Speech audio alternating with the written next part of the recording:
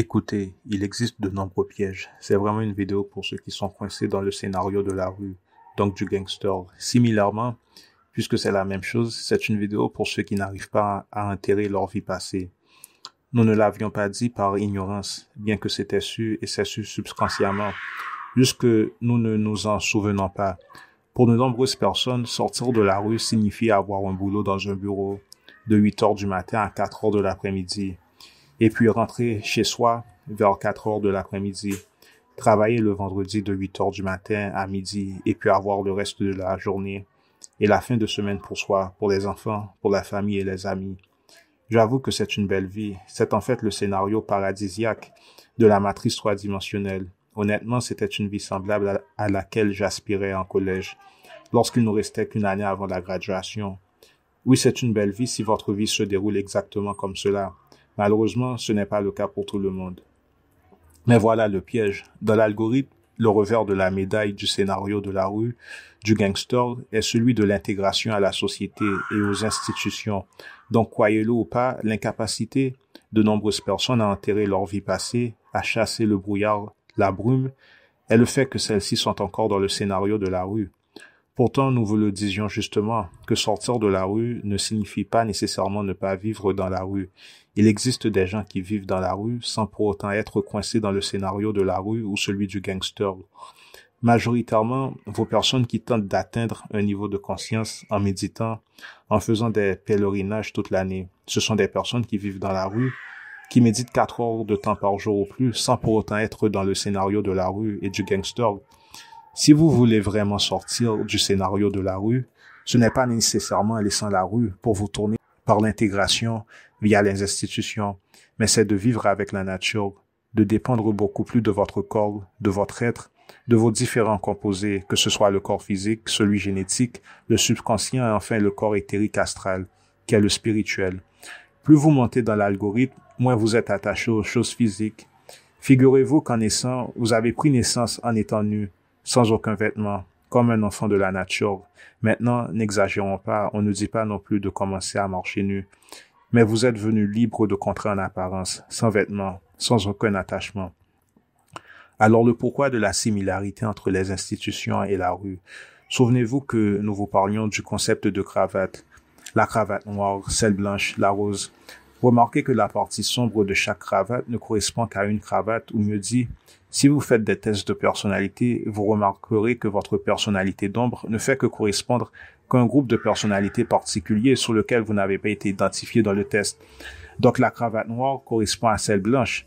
Lorsque les gangsters essaient de légaliser leurs trucs louches, leurs entreprises, la première chose qu'ils font généralement, ce qui est un rituel, de passer d'une cravate à une autre cravate, oui, c'est un rituel, c'est de créer un parti politique et d'intégrer officiellement le domaine politique.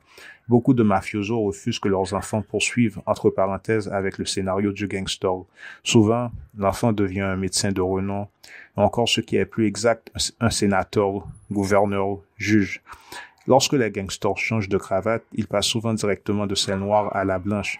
À titre d'exemple, ce qui se passe actuellement dans l'actualité américaine avec les deux célébrités afro-américaines, dont un a fait des remarques désobligeantes envers la communauté juive, le chanteur, mais pas le basketteur. Ce qui se passe avec eux est que le chanteur essaie de changer de cravate officiellement, laisser le monde du divertissement afin d'intégrer le politique. Et le basketteur essaie aussi qu'il le sache ou pas, consciemment ou pas, ils sont en train d'effectuer un changement de cravate. Et durant cette transition, eh bien, il y aura quand même des obstacles dans votre vie.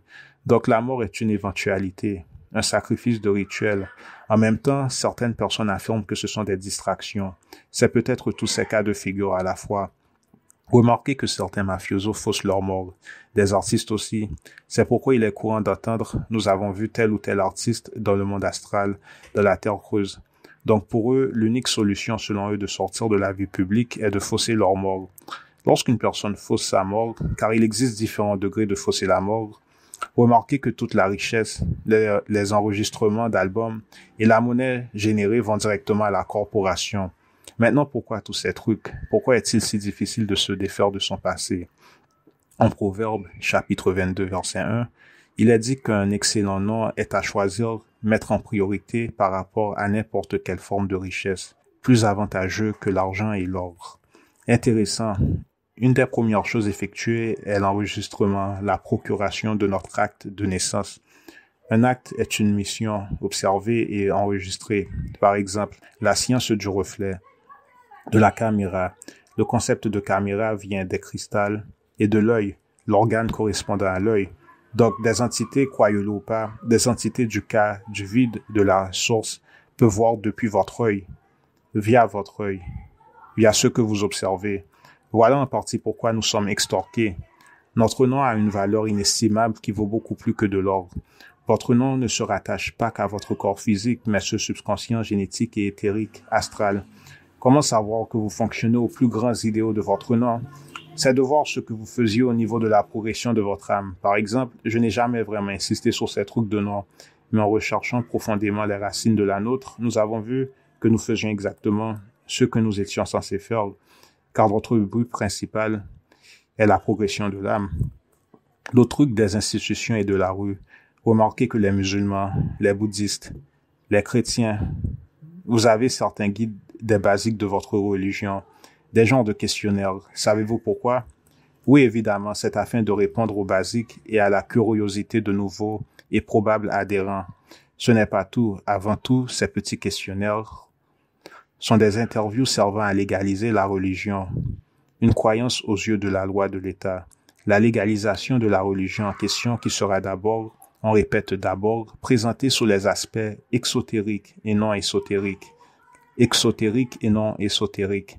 La légalisation de votre religion est la raison pour laquelle vous ne connaissiez rien des attributs les plus importants, ceux ésotériques de votre religion.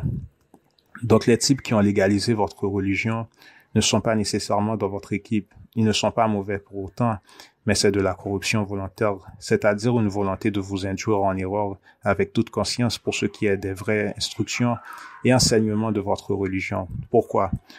Votre religion vous dit que le temple de Dieu ou d'Allah, c'est le corps. Ce n'est pas une mosquée, une église, une religion. Alors certaines mosquées et églises sont sacrées, contiennent de l'énergie positive, mais votre temple, c'est votre corps. À la naissance, vous êtes venu avec votre corps qui contient des ingrédients et liquides qui, si bien utilisés, peuvent vous rendre sacré et magique. Donc la vraie religion telle que non promue, mais ce par la légalisation de vos religions, est de vivre à l'aide des attributs de votre corps et de la nature. Et c'est ainsi que vous pouvez sortir du scénario de la rue, du gangster et des institutions publiques et privées.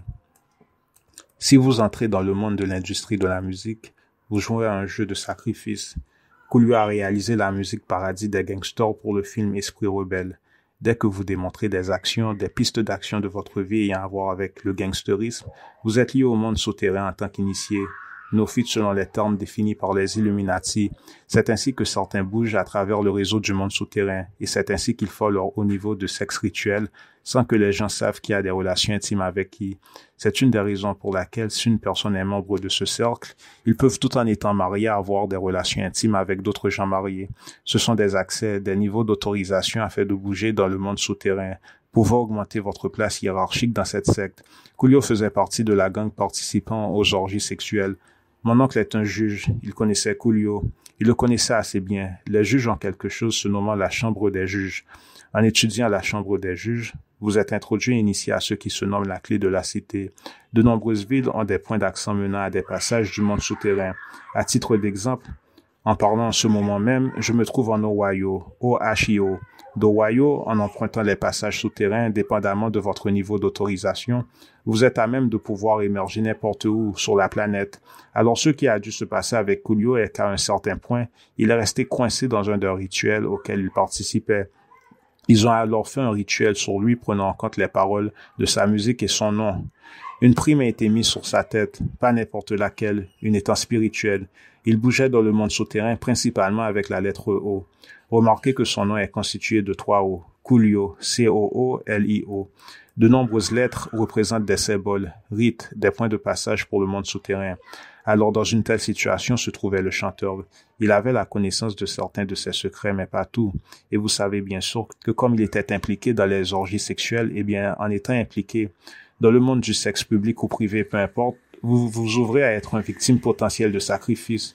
Et lorsque vous avez accès à la clé de la cité, C'est une carte vous montrant comment bouger dans la cité sans vous faire détecter à l'aide de la grille, le réseau souterrain. À titre d'exemple, croyez-le ou pas, ce fut la même situation dans laquelle était impliqué Malcolm X. Le scénario du gangster, comment se déplacer à travers ce réseau et révéler certaines choses à certains temps, à certaines places, à certains endroits, sans pour autant se faire attraper par ce que vous appelez les lettres de la loi.